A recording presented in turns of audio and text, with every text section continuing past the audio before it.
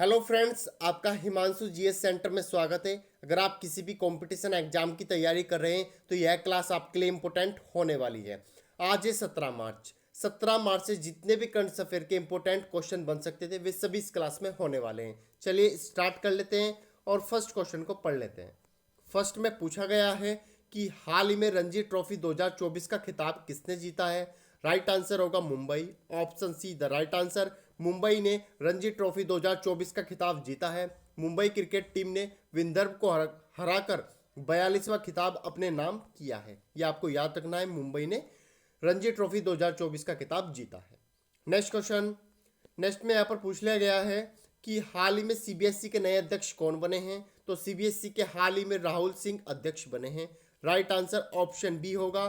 CBSE के नए अध्यक्ष राहुल सिंह बने हैं। ठीक है, और सीबीएसई का मुख्यालय नई दिल्ली में है, ये भी आपको याद रखना है।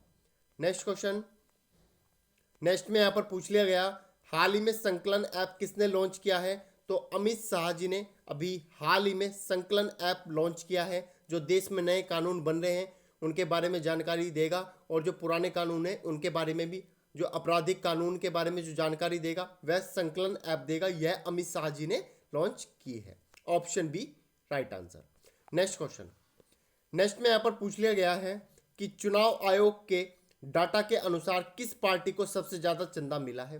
तो चुनाव आयोग ने एक डाटा जारी किया है, उस किस पार्टी को सबसे ज्यादा चंदा मिला है। तो राइट आंसर होगा ऑप्शन बी बीजेपी को। Option B the right answer.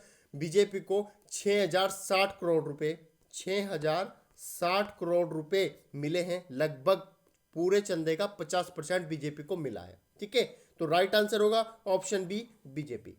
Next question, देखो वीडियो बहुत मेहनत से बनती है तो वीडियो को लाइक और सब्सक्राइब तो एक बनता है। ठीक है फ्रेंड्स, विश्व उपभोक्ता अधिकार दिवस कब मनाया जाता है। तो विश्व उपभोक्ता दिवस अधिकार दिवस कब मनाया जाता है फ्रेंड्स। तो राइट आंसर होगा 15 मार्च।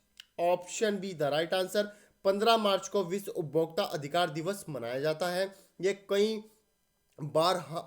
बार हमारे जैसे लोगों को ठग लिया जाता है, तो उससे बचने के लिए जागरूकता दिवस मनाया जाता है। तो इसलिए जागरूकता फैलानी चाहिए। तो इसके उपलक्ष्य में 15 मार्च को विश्व उपभोक्ता अधिकार दिवस मनाया जाता है। ठीक है, जागो ग्राहक जागो। ठीक है, चलिए नेक्स्ट क्वेश्चन। नेक्स्ट में यहाँ पर पूछ लिया गया कि हाल ही में मोहम्मद मुस्तफ़ा किस देश के नए प्रधानमंत्री बने हैं। राइट आंसर होगा फिलिस्तीन। फिलिस्तीन के हाल ही में मोहम्मद मुस्तफ़ा प्रधानमंत्री बने हैं। ठीक है, मैं आपको बहुत कम समय में 12 क्वेश्चन जो वेरी इंपॉर्टेंट करंट अफेयर के होते हैं वे सभी क्वेश्चन बहुत कम समय में करा देता हूं।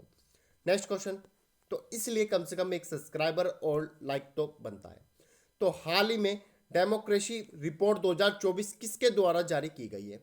तो हाल ही में डेमोक्रेसी रिपोर्ट 2024 किसके द्वारा जारी की गई है। राइट आंसर होगा हमारा वी डैम संस्थान के द्वारा यह रिपोर्ट जारी की गई है। वी डैम संस्थान के द्वारा डेमोक्रेसी रिपोर्ट 2024 जारी की गई है। ठीक है, यह लोकतंत्र संस्थाओं पर नजर रखती है। ठीक है ना, ये जो वी डैम संस्थान है यह लोकतांत्रिक संस्थाओं पर नजर रखती है। नेक्स्ट क्वेश्चन देख लेते हैं। नेक्स्ट में यहाँ पर क्या पूछा गया है कि हाल ही में भारत और किस देश ने कानून और विवाद समझौते पर हस्ताक्षर किए हैं। तो राइट आंसर क्या होगा। राइट आंसर हमारा होगा सिंगापुर। तो सिंगापुर ने और भारत ने किस देश के कानून और विवाद के समझौते पर हस्ताक्षर किए हैं। ठीक है ना, तो भारत ने और सिंगापुर ने जो देश ने जो नए कानून और विवाद हैं उन पर हस्ताक्षर किए हैं। ठीक है, तो सिंगापुर और भारत ने। Option B the right answer. Next question, next में यहाँ पर पूछ लिया गया है कि हाल ही में इजराइल वॉर डायरी नामक पुस्तक किसने लॉन्च की है। तो हाल ही में एक पुस्तक लॉन्च हुई है इजराइल वॉर डायरी। ठीक है, तो ये किसने लॉन्च की है, किसने लिखी है। ठीक है, तो राइट आंसर क्या होगा विशाल पांडे। तो ये विशाल पांडे ने लिखी है और लॉन्च किसने की है अनुराग ठाकुर। ठीक है, अनुराग ठाकुर ने ये लॉन्च की है इजराइल वॉर डायरी। इसमें क्या है इजराइल वॉर डायरी में, जो इजराइल और फिलिस्तीन के बीच जो युद्ध हुआ था उसमें पत्रकारों की क्या भूमिका रही थी उसके बारे में इस पुस्तक में लिखा हुआ है। ठीक है ना, और इसको लॉन्च अनुराग ठाकुर ने किया है। तो किसने लिखी है Vishal Pandey. Option B the right answer. Next question, next में यहाँ पर पूछ लिया गया है कि हाल ही में भारत के पहले इंडोर एथलेटिक्स केंद्र का उद्घाटन कहाँ किया गया है। तो हाल ही में पहले इंडोर एथलेटिक्स केंद्र का उद्घाटन कहाँ हुआ फ्रेंड्स? तो राइट आंसर होगा भुवनेश्वर। राइट आंसर, उड़ीसा के भुवनेश्वर में हाल ही में इंडोर एथलेटिक्स केंद्र का उद्घाटन किया गया है। ठीक है, यह उड़ीसा की राजधानी भुवनेश्वर है, ये भी आपको पता होना चाहिए। वहाँ के मुख्यमंत्री ने इसका उद्घाटन किया है। और कहाँ पर किया है, किस स्टेडियम में? तो कलंगा स्टेडियम में किया गया है। कहाँ पर? कलंगा स्टेडियम, कलंगा स्टेडियम में किया गया है। ठीक है, ये आपको याद रखना है।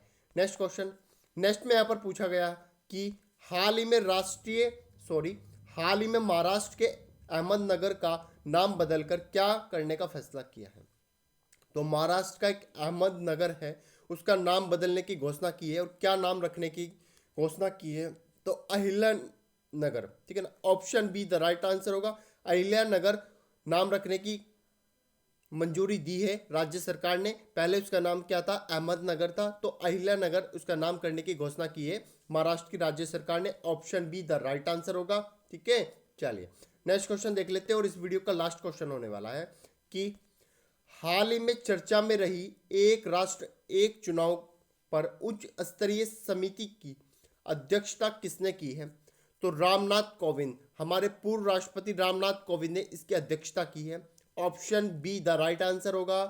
हाल ही में एक राष्ट्र एक चुनाव पर उच्च स्तरीय समिति की जो अध्यक्षता की है वह रामनाथ कोविंद ने की है। तो option B the right answer होगा। ठीक है, ये आपको याद रखना है। एक लाइक और एक सब्सक्राइब तो बनता है। ठीक है फ्रेंड्स, थैंक यू।